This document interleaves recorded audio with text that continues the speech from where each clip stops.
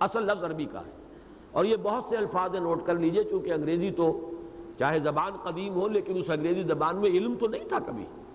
علم جو تھا اصل میں سائنٹیفک جو علوم ہیں وہ تو عربوں نے منتقل کیے ہیں ہسپانیہ میں، ہسپانیہ کے ذریعے سے، اور پھر یہ علوم آگے گئے ہیں۔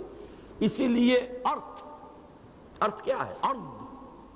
ارد نے انگریزی میں جا کر ارتھ کی شکل اختیار کی ہے۔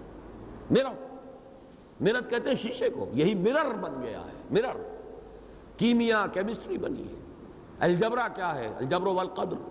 تو یہ تمام الفاظ جو ہیں، تو یہ کپ جو لفظ ہے اصل میں یہ کوب، اکواب اس کی جمع ہے، کوئی پیالہ جس کے اندر کے پکڑنے کی کوئی شے بھی ہے، وہ بھی رکھے ہوئے ہوں گے۔ اب ہمارے ہاں ترجمہ آب خورا کر دیا جاتا ہے، جام کر دیے، جو بھی کیجئے، لیکن یہ کہ پیالے دھرے ہوں گے، وَأَكْوَابٌ مَوْضُوعَةٌ، دھرے ہوں گے بڑے سلیقے سے، قرینے سے، بڑی عمدگی کے ساتھ۔ وَنَمَارِقُ مَصْفُوفَةٌ، اور قالین ہوں گے بچھے ہوئے برابر صف، جیسے کہ قطار کے اندر لگے ہوئے ہوں قالین۔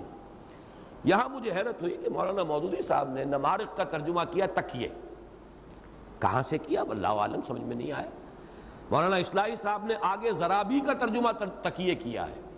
ان دونوں حضرات کے ذہن پر لفظ تکیہ جو ہے کچھ زیادہ ہی وہ رہا ان کے سوار، حالانکہ بقیہ کسی نے بھی لفظ تکیہ کا ذکر کیا ہی نہیں ان آیتوں میں، لیکن یہ کہ انہوں نے نمارق کا ترجمہ تکیے کیا۔ حالانکہ میں حیران ہوا کہ بڑے مشہور اشعار ہیں جو ہند زوجہ ابو سفیان، جو بیٹی تھی عتبہ ابن ربیعہ کی، اور جس کے دل میں نہایت انتقام کی آگ بھڑک رہی تھی، اس لیے کہ باپ بھی قتل ہو گیا بدر میں، بھائی قتل ہو گیا، چچا قتل ہو گیا، اس گھر کا تو یوں سمجھیے کہ پورا کا پورا جو ہے سلسلہ ختم ہو گیا۔ ایک بھائی وہ ہے کہ جو حضور کے دامن میں تھے، حضرت حذیفہ، تو ہند کے اندر بڑی انتقام کی آگ تھی، اور اسی نے پھر وحشی کے ساتھ وہ معاملہ کیا، جس کے نتیجے میں کہ غزوہ احد کے اندر حضرت حمزہ رضی اللہ تعالی عنہ ان کی شہادت ہوئی۔ تو اس کے اشعار آتے ہیں کہ غزوہ احد میں مقابلہ اب شروع ہونے سے پہلے یہ بہت سی عورتوں کو ساتھ لے کر گئی تھی، اور اس نے آگے بڑھ کر پہلے جو ہے وہ اشعار جو ہیں رجز کے انداز میں اشعار پڑھے ہیں، حوصلہ بڑھایا ہے اپنے ان لشکریوں کا۔ تو اس میں الفاظ آتے ہیں نحن بنات الطارقی نمشی علی النمارقی ان تقبلوا نعانقی ان تدبروا نفارقی، ہم ہیں ستاروں کی اولاد، طارق والسماء والطارق وما ادراک ما الطارق، نحن بنات الطارقی، ہم بیٹیاں ہیں ستاروں کی، نمشی علی النمارقی، اور ہم تو چلتی ہیں زمین پر نہیں چلتی، بلکہ ہمارے نیچے تو بڑے اعلیٰ قالین ہوتے ہیں جن پر کہ ہم چہل قدمی کرتی ہیں۔ اگر تم آگے بڑھو گے، ان تقبلو، آگے بڑھو گے، مقابلہ کرو گے ان مسلمانوں سے، نعانقی، ہم تم سے ہم آغوش ہوں گی، تم سے معانقہ کریں گی، وَإِن تُدْبِرُوا، اگر پیٹھ دکھا دو گے، نفارقی، تو تم سے علیحدہ ہو جائیں گی، قطع تعلق کر لیں گے۔ تو نمارق کا لفظ تو اتنا مشہور ہے، اس سے مراد ہے یہ غالیچے کہہ لیں یا قالین کہہ لیں۔ میں حیران ہوں، کوئی دلیل نہیں دی مولانا مودودی نے کہ کس وجہ سے تکیوں سے تعبیر کیا ہے۔ وَزَرَابِيُّ مَبْثُوثَةٌ، اب زرابی جو ہے اس کے بارے میں بھی اب ظاہر بات ہے ان الفاظ کے معنی کیا ہیں، یہ تو وہی اس زمانے کا جو لغت ہے اسی کے حوالے سے سمجھ میں آنے والی باتیں ہیں۔ ہم تو ان چیزوں میں زیادہ اعتماد کرتے ہیں مفسرین پر، اور جو مترجمین ہیں ہمارے متفق علیہ مترجمین، سب نے اس سے مراد لیا، اس کے لیے نہالچے کا لفظ بھی استعمال کیا، اور فرش کا بھی، یعنی قالینوں کے اوپر اور مخملی فرش ہوں گے۔ قالین میں بھی کچھ ہوتی ہوگی سختی، اس زمانے کے قالین شاید آج کل کے ایرانی قالین جیسے نہ ہو، کوئی سختی ہو ان کے اندر بالوں کی، تو اس کے اوپر اور نہالچے جو ہیں مخملی ڈالے جائیں۔ ان کا ترجمہ مولانا اصلاحی صاحب نے کیا تکیوں سے، اور کوئی دلیل نہیں دی ہے، یا تو وہ عام طور پر اگر کوئی اختلاف کرتے ہیں کہیں ترجمے کے معاملے میں تو اس کے لیے کوئی نہ کوئی سند، کوئی شعر جاہلی سے یا قدیم لغت سے کوئی نہ کوئی حوالہ دیتے، دیا نہیں۔ بہرحال یہ ہے تقابل، وہ لوگ اہل زیغ اور وہ لوگ کہ جو صحیح راستے پر صراط مستقیم پر گامزن تھے۔ وہ غاشیہ جب آئے گی میدان حشر میں ان کے نقشے یہ ہوں گے، وجوہ یومئذ خاشعۃ عاملۃ ناصبہ، اور وجوہ یومئذ ناعمہ لسعیہا راضیہ۔ اس کے بعد ان کا انجام کیا ہوگا؟ تسلا نارا حامیہ تسقى من عین آنیہ لیس لهم طعام الا من ضریع لا یسمن ولا یغنی من جوع۔ اہل جنت کا کیا ہوگا؟ فی جنت عالیہ لا تسمع فیہا لاغیہ فیہا عین جاریہ فیہا سرر مرفوعہ واکواب موضوعہ ونمارق مصفوفہ وزرابی مبثوثہ۔ اب مضمون بدل رہا ہے، افلا ينظرون الى الابل کیف خلقت وإلى السماء كيف رفعت وإلى الجبال كيف نصبت وإلى الأرض كيف سطحت فذكر إنما أنت مذكر لست عليهم بمسيطر۔ تو کیا یہ دیکھتے نہیں اونٹ کو کہ کیسے بنایا گیا، کیسے پیدا کیا گیا؟ یہ شرح ہے الذی خلق فسوی، کیسے اسے سازگار بنا دیا ہے۔ اب یہ تیسیر اور توفیق کے لفظ کو بھی یہاں نوٹ کر لیجئے، کتنا اونٹ کو سازگار بنا دیا گیا اس ماحول کے ساتھ جس میں کہ وہ زندہ ہے۔ وہ صحرا کا جہاز، ایک ایک ہفتے بھر پانی نہ ملے کوئی پرواہ نہیں، اس کے جسم میں ایک سٹور کا نظام رکھ دیا ہے، بلکہ وہ بدبو خود اس کے پیٹ میں سے پانی نکال کر پیتے تھے جب بہت شدت ہو جاتی تھی اور پانی نہیں ہوتا تھا تو اس کے حلق میں ایک مارتے تھے ایک لکڑی جس سے وہ قے کرتا تھا۔ اب قے چونکہ اس کے ہاں ایک تھیلی علیحدہ ہے جس میں پانی سٹور ہوتا ہے، ایک ہے میدا، میدے سے نہیں نکلتا تھا بلکہ اس تھیلی سے پانی آتا تھا اور وہ پیتے تھے۔ تو معلوم یہ ہوا کہ اللہ تعالیٰ نے کتنا سازگار اس کی حکمت، اس کی خلاقی، اس کے علم، اس کی صناعی، الخالق البارئ المصور، اندازہ تو کرو، کیا یہ دیکھتے نہیں اونٹ کو کیسے بنایا گیا؟ وَإِلَى السَّمَاءِ كَيْفَ رُفِعَتْ، اور آسمان کی طرف نہیں دیکھتے کیسے اسے اونچا کر دیا گیا، بلند کیا گیا۔ اس کی بلندیاں کیا اشارے کر رہی ہے؟ کسی زمانے میں نے ان آیات کا ترجمہ شائع کیا تھا عزم میں، اب یہ آپ سے سن 53 کی بات ہے تو یوں سمجھیے 37 سال پہلے کی بات کر رہا ہوں۔ مجھے اب یاد آ گیا چونکہ آج کل کچھ ندا وغیرہ میں میرے مضامین اس دور کے شائع ہو رہے ہیں، تو میں نے الفاظ استعمال کیے تھے، دیکھتے نہیں آسمان کو، اس کی بلندی کیا اشارے کر رہی ہے، بول رہی ہے یہ بلندی کسی کی عظمت کا کی گویا کہ تسبیح کر رہی ہے، یہ بلندی کسی ایسی ہستی کی بلندی کو ظاہر کر رہی ہے۔ سبح اسم ربک الاعلی، وہ جو سب سے بلند و بالا ہے جس نے یہ آسمان بنایا، یہ بلند و بالا آسمان جس نے بنایا، تو یہ اس کی رفعت کیا اشارے کر رہی ہے۔ وَإِلَى الْجِبَالِ كَيْفَ نُصِبَتْ، اور ان پہاڑوں کو نہیں دیکھتے کیسے گاڑ دیے گئے، قائم کر دیے گئے، نصب کر دیے گئے، کھڑے کر دیے گئے۔ وَإِلَى الْأَرْضِ كَيْفَ سُطِحَتْ، اور زمین کی طرف کہ کیسے اس کو بچھا دیا گیا، اس کو پھیلا دیا گیا، سطحت۔ اب یہ چار چیزیں جو ہے یہاں اس کو نوٹ کر لیجئے، یہ اس لیے ان کا ذکر ہو رہا ہے کہ یہ ایک عرب کی زندگی میں نمایاں ترین چیزیں ہوتی تھیں۔ ان کا کاروبار، تجارت، یا پھر یہ کہ لوٹ مار، اس کے لیے بھی سفر کرتے تھے، تجارتی سفر یا غارت گری کے سفر، اور سفر کرتے تھے حجاز کے علاقے میں، تو کیا شکل نظر آ رہی ہے؟ اونٹ پر خود بیٹھے ہوئے ہیں، دائیں بائیں پہاڑ ہیں، اوپر آسمان ہے، نیچے زمین ہے، یہ چار چیزیں، اور اس کے سفر ہوتے تھے رات کے وقت، نوٹ کیجئے، دن کی تمازت تو وہاں پہ ایسی تھی نہیں کہ جس کے اندر سفر کیا جا سکے، گھنٹوں ایک شخص چلا جا رہا ہے، گھنٹوں، اور وہ اس وقت اس کے ذہن میں کیا چیزیں ہیں، کوئی خیالات بھی آ رہے ہوں گے، لیکن چار چیزیں مسلسل اس کے مشاہدے کے اندر اس کے فوکس میں ہیں۔ ذرا نگاہ اوپر اٹھاتا ہے تو تاروں بھرا آسمان ہے، نیچے زمین ہے، اونٹ پر خود براجمان ہے، اور چونکہ سارے سفر جو ہوتے تھے ان کے ان وادیوں میں، راستے جو تھے وادیوں کی شکل میں تھے، دائیں پہاڑ بائیں پہاڑ۔ افلا ينظرون الى الابل كيف خلقت والى السماء كيف رفعت والى الجبال كيف نصبت الى الارض كيف سطحت۔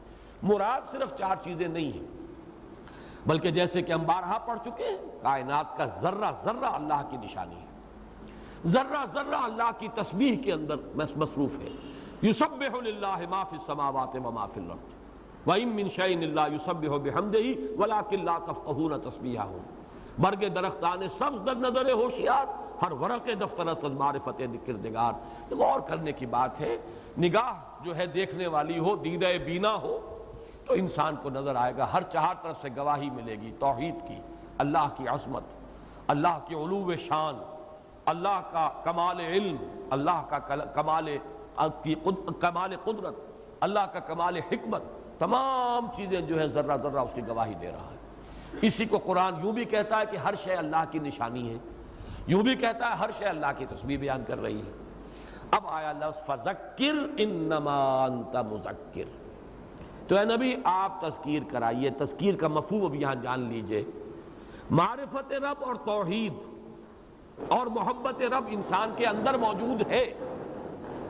روح کے اندر اللہ کی محبت ہے، قلب کے اندر اللہ کی معرفت ہے.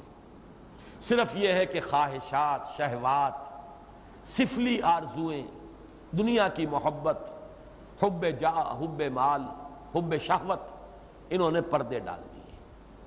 اصل تذکیر ہے پردے اٹھانے ہیں. صرف سوائے کشف المحجوب، جو میں نے بارہا کہا مجھے یہ نام بڑا عظمت کا حامل نظر آتا ہے، شیخ علی حجویری کی کتاب کا نام کشف المحجوب.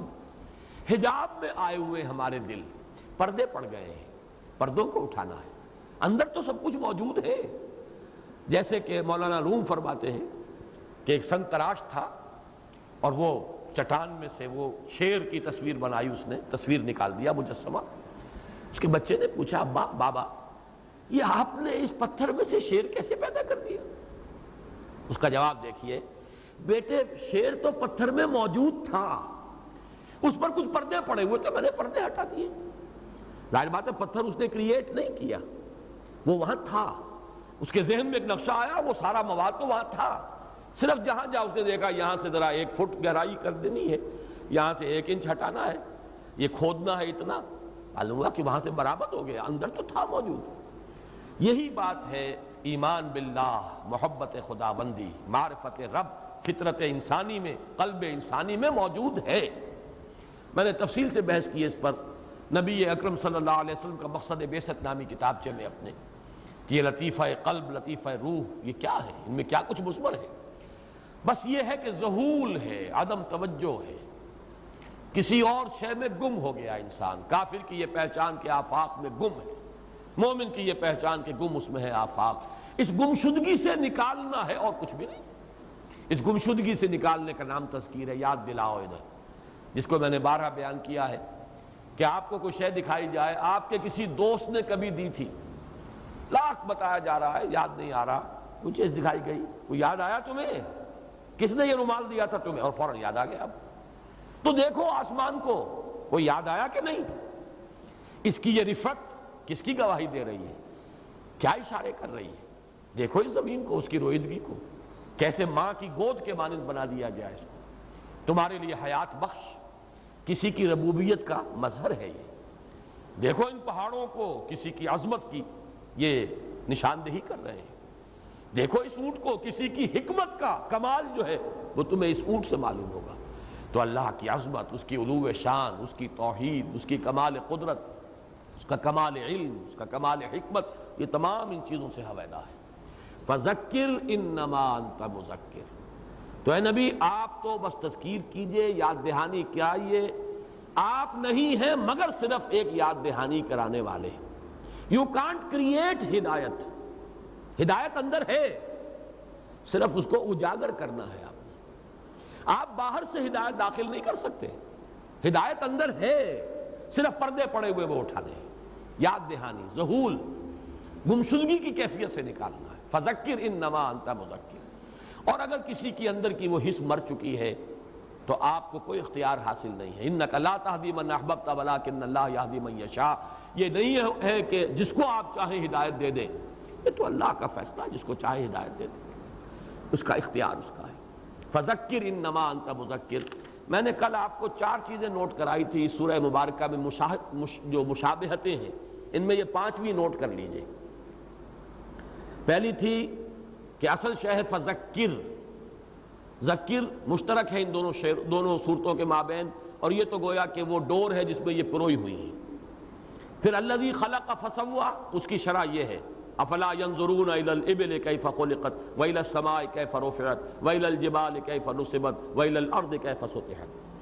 پھر والآخرة خیر وابقى، اس کی شرح وہ ہے جنت والوں کا یہ حال ہوگا، ان نعمتوں میں ہوں گے. دوزخی جو ہے وہ اس حالت میں ہوں گے. اور اس صورت میں آپ نے دیکھا 9 آیتیں آئی ہیں اہل جنت کے بارے میں، اور 6 آیتیں آئی ہیں وہ اہل جہنم کے بارے میں. تو اس میں وہ رنگ غالب ہے، والآخرة خیر وابقى. چوتھی چیز یصلی النار الکبریٰ، سب سے بڑی آگ میں داخل ہوگا، اور یہاں اب آگے چل کر آ جائے گا فیعذبہ اللہ العذاب الاکبر.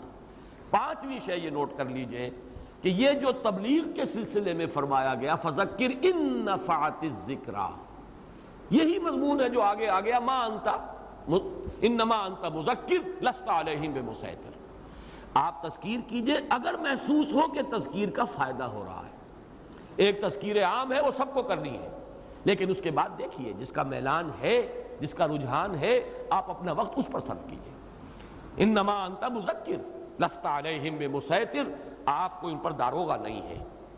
لست علیہم بمسیطر اس کا ترجمہ کیا گیا، امام راضی نے بھی کیا ہے ترجمانی، مسیطر اے متسلط، یعنی مسلط ہو جانے کی طاقت آپ میں ہم نے دے رکھی کہ مسلط ہو جائیں کسی کے اوپر، سوار ہو جائیں کسی کے سر پر، لازماً اس کے اندر جو ہے ہدایت اتار دیں۔ یہ نہ آپ کا فرض منصبی ہے، نہ آپ کی ذمہ داری ہے، نہ اس کی استعداد یا استطاعت یا قدرت ہم نے آپ کو عطا کی۔ ان فذکر انما انت مذکر لست علیہم بمسیطر، یہاں ذرا آپ نوٹ کیجئے، یہ صاد سے اگر لکھا جاتا ہے لیکن اوپر چھوٹا سا سین بنا ہوتا ہے، اصل میں اس کا مادہ جو ہے سین طا را ہے، سطر، جیسے کہ وَکِتَابٍ مَسْطُورٍ، اور مسیطر یہ آیا بھی ہے سین کے ساتھ قرآن مجید میں دوسری صورت میں، سورۃ طور میں، ام عندہم خزائن ربک ام ہم المسیطرون، وہاں سین کے ساتھ ہے، صاد کے ساتھ نہیں۔ کیا وجہ ہے کہ یہاں صاد سے ہے لیکن اوپر سین لگایا؟ یہ بڑا اہم نقطہ ہے قرآن مجید کے بارے میں، نوٹ کر لیجئے۔ مصحف عثمانی، حضرت عثمان رضی اللہ تعالی عنہ نے جو آفیشل ورشنز تیار کیے قرآن کے، یہ میں سورہ قیامہ میں تفصیل سے بیان کر چکا ہوں۔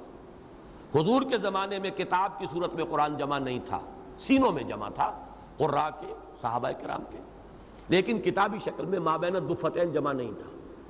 حضرت ابوبکر نے اسے کتابی شکل میں جمع کیا، لیکن اس کے بعد بھی لہجے مختلف تھے، لہذا اس کے لکھنے میں لوگوں نے مختلف لہجوں کے مطابق لکھنا شروع کر دیا۔ حضرت عثمان نے پھر ایک رسم پر، ایک رسم الخط پر جمع کیا ہے پوری امت کو۔ وہ آفیشل ورشنز ہیں جو کاپیز کرا کرا کے مختلف علاقوں میں بھیج دی گئیں، اور آج بھی دنیا میں نسخے موجود ہیں، تاشقند میں موجود ہے، استنبول میں موجود ہے، وہ نسخے موجود ہیں، غالباً مدینہ منورہ میں بھی لائبریری میں موجود ہے۔ ان میں کہیں کہیں بہرحال لکھنے والے تو فرشتے نہیں تھے، قرآن فرشتے نے نازل کیا ہے، اللہ کا کلام، لکھنے والے تو انسان تھے، لکھنے میں کہیں کہیں غلطی ہوئی ہے، لیکن اس کے بعد امت نے اتنا پریزرو کیا ہے رسم عثمانی کو کہ اگر غلطی بھی ہو گئی ہے تو اس کو برقرار رکھا ہے۔ آپ نے کئی جگہ دیکھا ہوگا کہیں الف لگا ہوا، اس کے اوپر چھوٹا سا ایک دائرہ، کہ یہ الف حقیقت میں اس کو نہیں پڑھا جائے گا، یہ یہاں مراد نہیں ہے، لیکن اس وقت لکھنے والوں نے لکھ دیا۔ اسی طریقے سے یہ مسیطر جو اصل میں سین سے ہے، یہاں لکھا گیا صاد سے، اب صاد ہی سے رہے گا تا قیام قیامت۔ یہ رسم عثمانی ہے، اس لیے کہ اس میں ذرا سی آپ نے کوئی اصلاح کر دی تو اس کے معنی یہ ہوں گے کہ پھر وہ فرق ہو جائے گا۔ رسم عثمانی جس پر کہ امت جمع ہے، آج پوری دنیا میں ایک ہی رسم ہے، رسم عثمانی ہے، اور اس پر سعودی عرب کی حکومت نے اس دور میں بڑی محنت کی ہے۔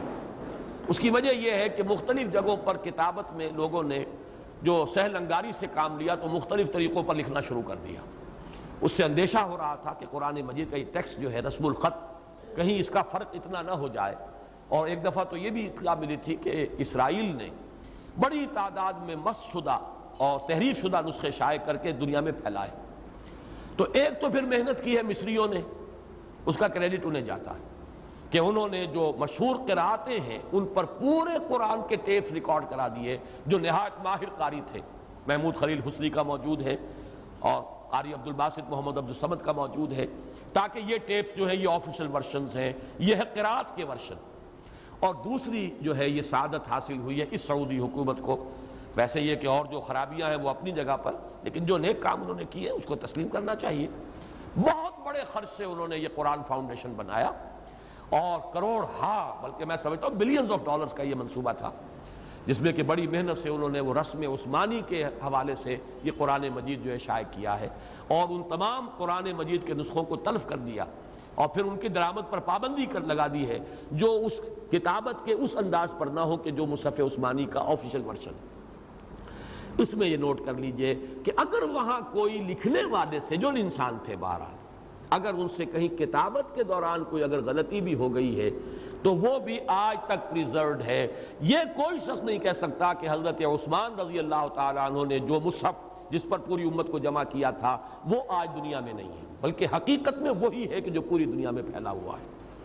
الا من تولا وکفر، یہ الا جو ہے اس کو استثناء منقطع کہتے ہیں، یعنی یہ استثناء اس معنی میں نہیں ہے سوائے اس کے معنی میں نہیں، مگر الا من تولا وکفر، مگر جو پیٹھ موڑے گا، روگردانی کرے گا، کفر کرے گا، فیعذبہ اللہ العذاب الاکبر، اس کو تو اللہ عذاب دے گا سب سے بڑا عذاب۔ اب یہاں مجھے وضاحت کرنے کی ضرورت نہیں ہے، سورۃ الاعلیٰ میں آ چکا، سب سے بڑا کیوں؟ اس لیے کہ مذکر ہو محمد صلی اللہ علیہ وسلم اور تذکیر کی جا رہی ہو کلام الہی کے ذریعے سے، آیات ربانی کے ذریعے سے۔ اب جو بھی اعراض کر رہا ہے، اب بھی جو تولا و کفر کا طرز عمل اختیار کیا، وہ اشقا ہے، وہ نار الکبریٰ جو ہے وہ اس کا جو ہے بنے گی انجام، اور عذاب الاکبر کا وہ مستحق ہے۔ فَيُعَذِّبُهُ اللَّهُ الْعَذَابَ الْأَكْبَرَ۔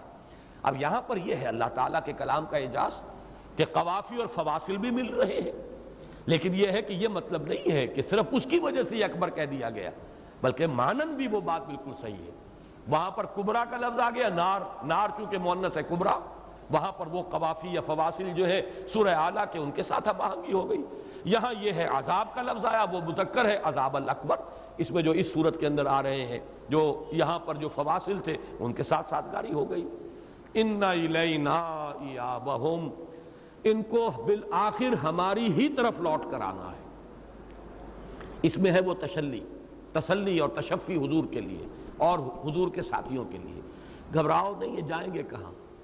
یہاں اس کا تعلق جوڑ لیجئے سورہ طارق کی آخری آیت سے، فَمَحِّلِ الْكَافِرِينَ أَمْهِلْهُمْ رُوَيْدًا، اے نبی مہلت دیجئے، اے مسلمانوں ابھی ذرا ان کو ڈھیل دو، وقت دو، ابھی ہم انہیں نہیں پکڑیں گے، ابھی تو یہ دعوت کا پودا جو ہے ابھی صرف ظاہر ہوا ہے، ابھی 2 پتے ہیں، کبھی یہ آم کا تناور درخت بنے گا، ابھی تو خوب ہمیں اس میں جو ہے مدھانی پھیرنی ہے اور اس کے اندر سے بلو کر مکھن نکالنا ہے، تم مایوس نہ ہو جاؤ، جلدی نہ کرو۔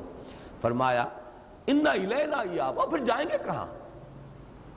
آخر یہ تشویش تو کسی کو ہو کہ یہ میرے قبضے سے نکل نہ بھاگے، جسے یہ یقین ہے کہ اس کے لیے بھاگنے کی جگہ ہے ہی نہیں، آئے گا میرے پاس، اسے جلدی کی ضرورت کیا ہے؟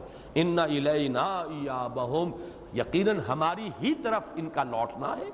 ثُمَّ إِنَّ عَلَيْنَا حِسَابَهُمْ، پھر ہم پر ہے ذمہ داری ان سے حساب لینے کی۔ اس میں اشارہ ہو گیا کہ حساب ہمارے ذمے ہے، آپ کے ذمے نہیں۔ آپ کے ذمے تبلیغ ہے، تذکیر کرتے چلے جائیے، فذکر انما انت مذکر۔ ہاں یہ ضرور دیکھیے کس کا میلان اور رجحان ہے، اس پر توجہ زیادہ صرف کیجئے۔ جو استغنا اور اعراض کر رہا اس کے پیچھے اپنے آپ کو خام خواہ بلا ضرورت ہلکان نہ کیجئے، لیکن آپ کا کام ہے تذکیر، حساب لینا، سزا دینا، جزا دینا، یہ ہمارے ذمے ہے۔ اس کے بعد پڑھنا چاہیے اللہم حاسبنا حسابا یسیرا، پروردگار ہم سے حساب لیجو آسان حساب، جو سورہ انشقاق میں آ چکا ہے، فسوف یحاسب حسابا یسیرا وینقلب الی اہلہ مسرورا، اللہم ربنا اجعلنا منہم، اللہم حاسبنا حسابا یسیرا۔ بارک اللہ لی ولکم فی القرآن العظیم ونفعنی وإیاکم بالآیات والذکر الحکیم۔